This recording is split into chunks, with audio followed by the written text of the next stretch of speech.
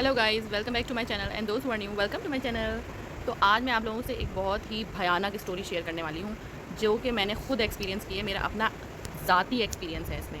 तो हुआ है कुछ यूँ कि मैंने डिसाइड कर लिया अचानक के साथ बैठे बिठाए कि जो है मैंने मैनी और पेडी कराना है। मैं कभी भी नहीं कराती, ज़्यादातर मैं अपना घर में ही कर लेती हूँ कुछ ना कुछ। लेकिन जो है इस दफ़ा मैंने सोचा कि मैं अपने खूबसूरत हाथों का, ये रहे मेरे खूबसूरत हाथ, मैनी और पेडी करा लूँ, ठीक है ना, हाथों और पैरों का।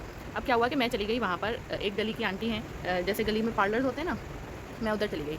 वहाँ पे जाके ना उनके पास अच्छी वो कॉस्मेटिक्स की चीज़ें रखी हुई थी और क्रीम्स रखी हुई थी। तो मैंने उनको बोला कि मैंने ना मैनी पेडी कराना है। तो उन्होंने बोला हाँ हाँ ठीक है, मैं आपके लिए ना स्पेशल ब्लीच मंगवाऊँगी। मैंने बोला ये रखा तो अच्छी कंपनी का है। उन्होंने बोला नहीं ये तो फेस का है और जो है ना ये बहुत महंगा है, तो हाथ पाँव का अलग होता है। मैंने बोला चलो कोई बात नहीं, हाथ पाँव की स्किन एक्चुअली होती है बहुत हार्ड, बहुत नहीं लेकिन होती है हार्ड फेस के मुकाबले में। तो मैंने सोचा कि शायद कोई दूसरा ब्लीच होगा। उन्होंने मंगवा लिया, उन्होंने वहीं से मेरा काम शुरू हो गया ख़राब होना। उन्होंने मंगवा लिया एक बहुत ही इंतहाई लोकल शॉप से एक सस्ता वाला ब्लीच, उठा के मेरे लगा दिया हाथों और पाँव पे, ठीक है। उस वक्त तो मुझे कुछ भी नहीं फ़ील हुआ, ज़्यादा कुछ भी जलन नहीं हो रही थी, कुछ भी नहीं हो रहा था। हुआ ये, उन्होंने वो ब्लीच लगाने के बाद एक आंटी के ऊपर जो है वो फेशियल करना शुरू कर दिया। उनका फेशियल ही ख़त्म नहीं हो, इतना उनका बड़ा मुँह, फेशियल हो ही चला जा रहा उनका। मैं बीच में बोल रही कि जो है ना मेरा ये भी देख लें, तो कह रही नहीं नहीं, हाथ पाँव पे ना देर से उतारते हैं ब्लीच ना, टाइम लगता है काफ़ी। तो फिर वो आंटी का फेशियल होता रहा होता रहा होता रहा, वो ख़त्म ही नहीं हुआ। जब वो ख़त्म हुआ फिर मैंने बोला कि अब आप कर लें। तो उन्होंने दूसरी एक और खातून को बिठा लिया, उनकी क्लींजिंग स्टार्ट कर दी।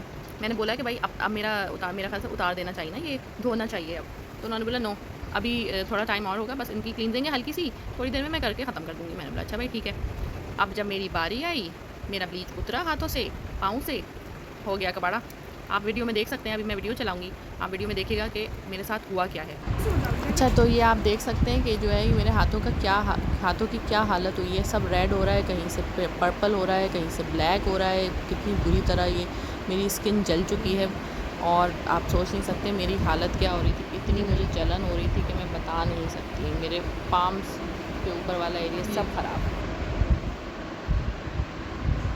अच्छा, पार्लर वाली ने फिर क्या किया कि उसने जो है वो जो पानी वो गरम लेके आई थी कि मेरा हाथ और पाँव उसमें डिप होगा, उसी पानी के अंदर उसने ला के मनो जो है वो बर्फ़ भर दी, उसको ठंडा यक कर दिया कि भाई ये पानी आप लगाएं और यूँ करें। और मुझे मेरे हाथों पे जो है ना, पाँव पे भी वो मलना शुरू हो गई फ़ौरन से ice cubes.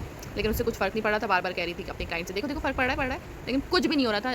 You can not believe कि क्या हो रहा था मेरे साथ उस वक्त। खैर बड़ी मुश्किल से उसको किसी भी तरह टाल टूल के, बातें बना के, थोड़ा सा गुस्सा दिखा के, मेरा तो गुस्सा मुझे आ ही नहीं रहा था, बस मुझे ये था कि किसी तरह मेरी स्किन ठीक हो जाए, बस और कुछ नहीं मुझे हो रहा था। मैं घर आई हूँ, घर आने के बाद मैंने वही बर्फ़ लगाई है, लेकिन आपको यकीन नहीं आएगा कि बस जितनी देर तक बर्फ़ मेरे हाथ पे लग रही थी ना, उतनी देर तक बस मुझे सुकून आ रहा था। जैसी बर्फ़ हटती थी और मुझे वो दोबारा से जलन स्टार्ट हो गई। फिर मेरी लाइफ में जो है ना वो एक फ़रिश्ता सिफ़त आंटी आई, उन्होंने बोला कि जो है ना आप टूथपेस्ट लगाएँ। वो दिन था, वो टाइम था। मैं शुक्र अदा करती हूँ कि मैंने वो टूथपेस्ट की वो शीशी उठाई और ना मल लिया अपने पूरे हाथों पे। अभी आप, मैं वीडियो चलाती हूँ, आप देखें।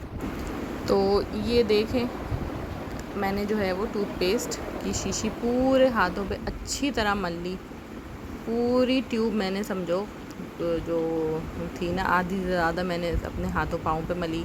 उसके अलावा मैंने जो है वो एलोवेरा जेल, जो है एलोवेरा लीव्स, वो फ्रिज में या फ्रीज़र में रखे और वो ठंडा ठंडा निकाल के, टूथपेस्ट से बहुत ठंडक हुई मुझे, बहुत अच्छा हुआ मेरे साथ, बहुत ज़्यादा सुकून मिला मुझे। और आधे से ज़्यादा जो रेडिश थी ना वो मेरी चली गई थी, लेकिन जो ब्लैकिश, उसके अलावा जब वो टूथपेस्ट मेरा धुल गया ना, फिर मेरे हाथों पे छोटे छोटे से दाने जैसे निकल आए, उसमें बहुत खुजली हो रही थी।